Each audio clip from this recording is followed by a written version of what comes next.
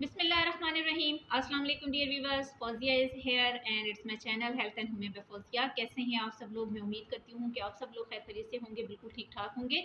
और सबसे पहले तो जिन लोगों ने मेरे चैनल को अभी तक सब्सक्राइब नहीं किया और आज पहली दफ़ा मेरी वीडियो देख रहे हैं तो सबसे पहले मेरे चैनल को सब्सक्राइब कर लीजिए। और दूसरी बात ये कि द ट्रेंडिंग के नाम से मुझे कमेंट्स में किसी ने पूछा था कि उनको यूरिन में पस सेल्स के आने की तकलीफ़ है, तो इस सिलसिले में कौन सी ऐसी होम्योपैथिक मेडिसिन हैं जो कि इस चीज़ को हेल्प आउट कर सकती हैं। तो सबसे पहले हम बात करते हैं कि पास सेल्स का यूरिन में आने की सिचुएशन को मेडिकल की टर्म में पायूरिया बोला जाता है। और आमतौर पर 10 की हद तक सेल्स जो पास सेल्स आ रहे होते हैं वो 1 क्यूबिक मिलीमीटर यूरिन में आना जो है वो इसकी सिचुएशन होती है। लेकिन चले चंद एक सेल्स का यूरिन में पास हो जाना नॉर्मल कंसीडर किया जाएगा, लेकिन अगर इससे ज़्यादा पास सेल्स यूरिन में आना शुरू हो जाते हैं तो इससे हमें इस चीज़ का इंडिकेशन होती है कि किसी भी किस्म की यूटीआईज यानी कि यूरिनरी ट्रैक्ट इन्फेक्शंस हो रही हैं, चाहे वो लोअर यूरिनरी ट्रैक्ट इन्फेक्शन है या वो अपर यूरिनरी ट्रैक्ट इन्फेक्शन हो सकती है। जो लोअर यूरिनरी ट्रैक्ट इन्फेक्शन होती है उसमें आमतौर पर आपको ब्लैडर का इन्फेक्शन मिलेगा, उसके साथ जो यूरेथ्रा होता है उसकी इन्फेक्शन आपको देखने में मिल रही होती है। लेकिन इसके साथ साथ अगर आप देखते हैं एक और सिचुएशन पैदा हो रही है जिसमें कि अपर यूरिनरी ट्रैक्ट इन्फेक्शन देखी जाती है, जो कि हमारे किडनी से ये मसला स्टार्ट हो रहा होता है। किडनी में इन्फेक्शन होगा और वहाँ से जो पेशाब की नाली जिसको यूरेटर बोलते हैं, यूरेटर से ब्लैडर तक जो यूरिन पास हो रहा होता है, अगर उस नाली की भी इन्फेक्शन हो गई है तो ये चूंकि हमारा अपर यूरिनरी पार्ट का एक सेक्शन है, इसलिए इसको अपर यूरिनरी ट्रैक्ट इन्फेक्शन बोला जाता है। और जहाँ पर आगे नीचे की तरफ ब्लैडर इन्वॉल्व हो जाता है, यूरेथ्रा इन्वॉल्व हो जाता है, तो उसको हम लोअर यूरिनरी ट्रैक्ट इन्फेक्शन बोल रहे होते हैं। तो ये एक पिक्चर है कि पास सेल्स आने के लिए जो एक इंडिकेशंस आ रही होती हैं वो हमें इस पूरे प्रोसेस में इन्फेक्शन की सूरत में एक वजूहात हो सकती हैं या उसकी एक वजह हो सकती है।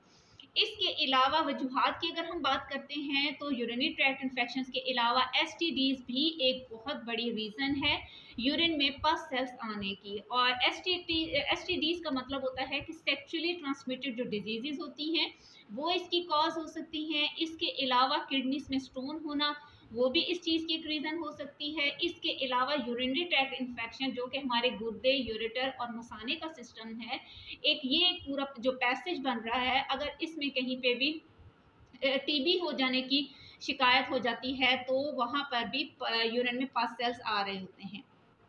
इन इन्फेक्शन के अलावा एक और बहुत इंपॉर्टेंट जो चीज़ आमतौर पर देखी जाती है उसमें वायरल इन्फेक्शन भी है और उसमें फंगल इन्फेक्शन भी देखी जाती है। ऐसी सूरत में भी यूरिन में पस सेल्स आ रहे होते हैं और यूरिन में पस सेल्स की आने की सिचुएशन को हम मेडिकल की टर्म में पायूरिया बोलते हैं। अब मैं अगर आपको इसकी सिम्टम्स की तरफ लेकर चलूँ तो सिम्टम्स में सबसे ज़्यादा जो चीज़ नोटिस की जाती है वो बर्निंग है। पेशाब के दौरान जलन का सा एहसास जो है वो लाजमी हो रहा होता है और हर पेशेंट इन्फेक्शन के साथ जो आ रहा होता है वो इस चीज़ की कंप्लेन कर रहा होता है कि जी यूरिन पास करते वक्त भी जलन का एहसास है, यूरिन पास करने के बाद भी जलन का एहसास हो रहा है, कटिंग पेन्स आ रही होती हैं, क्लाउडी यूरिन आ रहा होता है। अगर यूरिन का डॉक्टर्स लेबॉर्ट्री टेस्ट जब करवाते हैं तो उसकी इस चीज़ की इंडिकेशन आ रही होती हैं कि उसमें काफ़ी ज़्यादा पास सेल्स आ रहे हैं, समटाइम्स ब्लड सेल्स भी आ रहे होते हैं जो कि किडनी में स्टोन्स की जो है मौजूदगी का एहसास दिला रहे होते हैं। इसके साथ साथ ऐसे लोगों की यूरिन में स्मेल भी बहुत ज़्यादा आ रही होती है, उनको बैकेक में पेन हो रही होती है, एब्डोमिनल पेन्स भी आ रही होती हैं, क्योंकि अगर किडनी इन्वॉल्व होंगे तो बैकेक की जो बैकेक होगा वो एब्डोमिन में भी वो पेन रेडिएट कर रही होती है। इसके लिए जो होम्योपैथिक मेडिसिन इसमें यूज़ की जाती हैं, कंथेरस उसमें सबसे ज़्यादा टॉप क्लास एक रेमेडी है। इसको आप 30 की पोटेंसी में लेंगे। ऐसे अफराद जिनको कि यूरिन पास करने के दौरान पेन बहुत ज़्यादा महसूस हो रही होती है, बर्निंग, स्पेशली कंथेरस का एक कैरेक्टरिस्टिक सिम्टम है कि इसमें बर्निंग बहुत ज़्यादा होती है। इसके अलावा टेनेसनेस ऑफ ब्लैडर है, जिसका मतलब होता है कि एक इनइफेक्चुअल अर्जिंग होती है कि पेशेंट को बार बार ये फीलिंग्स आ रही होती हैं कि जैसे उसका मसाना अभी भी भरा हुआ है और वो बार बार यूरिन पास करने के लिए जाता रहता है। कटिंग पेन्स भी इसमें आ रही होती हैं, जलन का एहसास बहुत ज़्यादा हो रहा होता है। ऐसे लोगों को कंथेरस का इस्तेमाल करना चाहिए। 30 की पोटेंसी में लें, सुबह दोपहर शाम आप 1 कप ताज़ा पानी ले लें, उसमें इसके 5 ड्रॉप्स इस्तेमाल करें, इंशाल्लाह आपको इससे काफ़ी ज़्यादा फ़ायदा हासिल होगा। इसके बाद जो दूसरी मेडिसिन है वो भी बहुत ज़्यादा इंपॉर्टेंट है और क्लिनिक्स पे सबसे ज़्यादा ये भी इस्तेमाल होती है। इसका नाम सार्सपरीला है। इसको किड्स की मेडिसिन भी कहा जाता है कि बच्चों में भी अगर किडनी स्टोन्स की प्रॉब्लम हो जाती है या उनको यूरिन का इन्फेक्शन वगैरह, यूरिनरी ट्रैक्ट इन्फेक्शन का अगर सामना करना पड़ जाए तो ऐसे बच्चे यूरिन पास करते वक्त बहुत ज़्यादा चीखते हैं, उनको बहुत ज़्यादा पेन हो रही होती है और बच्चों के यूरिन में भी पस सेल्स की इंडिकेशन आ रही होती है, कमर में दर्द हो रहा होता है, कमर के दर्द के साथ साथ बच्चे पेट में दर्द की खासतौर पर शिकायत करते हैं। ऐसी सिचुएशन में भी सार्सपरीला को 30 की पोटेंसी में इस्तेमाल करवाया जाता है। आप सुबह दोपहर शाम 5-5 कतरे बच्चों को पानी में इस्तेमाल करवाएं। इसके अलावा बड़े भी ये मेडिसिन इस्तेमाल कर सकते हैं हैविंग द सेम सिम्टम्स। और इसमें एक और चीज़ बहुत ज़्यादा नोट की जाती है कि एक्सक्यूज मी, कि इसमें जो पेशेंट होते हैं उनको यूरिन पास करने के बाद पेन ज़्यादा महसूस हो रही होती है। तो ऐसी सिचुएशन में सार्सपरीला को इस्तेमाल कीजिए। बहुत ज़्यादा इफेक्टिव मेडिसिन है, बहुत अच्छी मेडिसिन है और इसके बहुत अच्छे रिजल्ट देखने में सामने आते हैं। एक और मेडिसिन जो कि बहुत ज़्यादा इंपॉर्टेंट है और बहुत ही बेहतरीन रिजल्ट्स लेकर आती है, बर्बरस वल्गैरस को मदर टिंचर में इस्तेमाल करवाते हैं। ये है इसका नाम, यानी कि बर्बरस वल्गैरस आपने मेडिसिन लेनी है, मदर टिंचर में लेनी है। और इसमें किडनीज का पेन बहुत सीवियर देखा जाता है। किडनी का पेन थाइस की तरफ रेडिएट कर रहा होता है। इसके अलावा कमर का दर्द जो कि पेट की तरफ भी आ रहा होता है और ये सारा कुछ किडनीज के इन्फेक्शन की वजह से हो रहा होता है या इन अदर कंडीशन स्टोन्स की फॉर्मेशन भी किडनी में हो सकती है।